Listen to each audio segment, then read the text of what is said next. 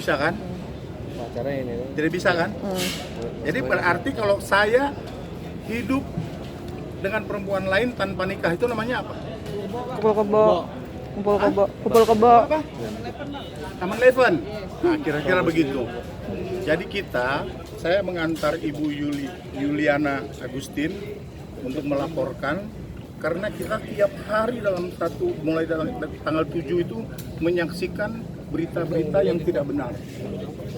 Yang tidak benar yang disebarluaskan oleh Pamela Susanti dan Miki Susanti. Jadi kita keluarga, atas nama keluarga merasa dicemarkan. Ibu Yuliana dengan keluarga besarnya merasa dicemarkan nama baiknya dengan pemberitaan itu. Kalau urusan dia dengan Hansen, itu urusan dia dengan Hansen.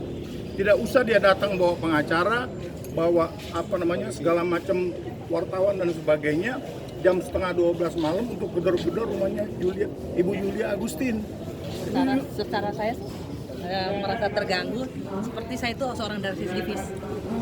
Jadi seperti teroris. Ya seperti teroris. Jadi jam 12 malam dia datang ke rumah saya tanpa konfirmasi apapun. Sampai pagi itu, sampai jam 4 pagi. Itu kejadiannya. Saya merasa terganggu. Itu kejadiannya hari apa mungkin Pak, tanggal berapa? Kejadiannya itu Kamis, Jumat dini hari. Kamis Jumat dini hari. Miki udah tidur di rumah dia. Hari Rabunya jalan-jalan, termasuk sama Ibu Pamela itu. Hari Kamisnya jalan-jalan sama ibunya. Jalan-jalan ke mall, Masih sempat ya kan? belanja. Dikasih uang 1 juta dengan ibu ini katanya untuk membayar utang yang lain.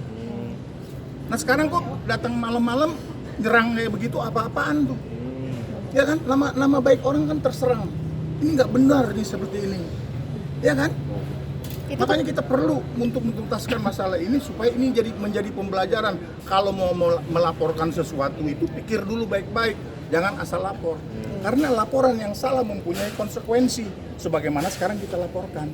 Tapi kan Dia melaporkan KDRT, padahal dia bukan istri. Tidak ada mana buktinya surat kawinnya. Ini kecolongan ini sebetulnya, nggak boleh terima laporan itu.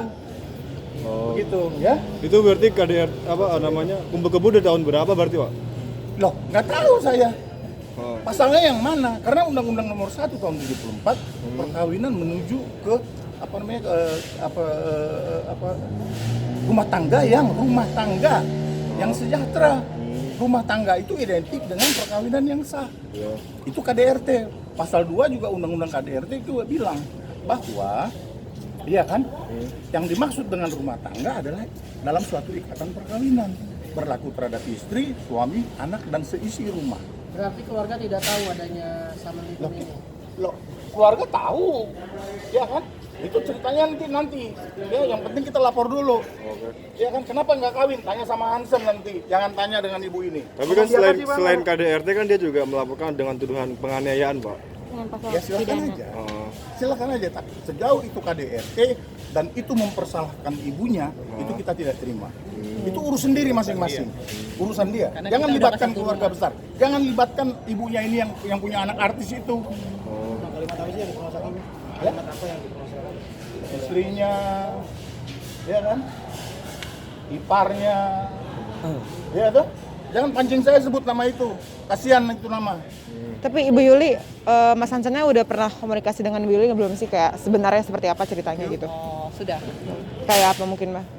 Jadi Spesifik. kalau saya nggak berani kasih statement ya karena itu urusan masalah mereka berdua. Jadi saya ngelapor ini saya merasa dirugikan, nama besar saya dirugikan, nama keluarga besar saya.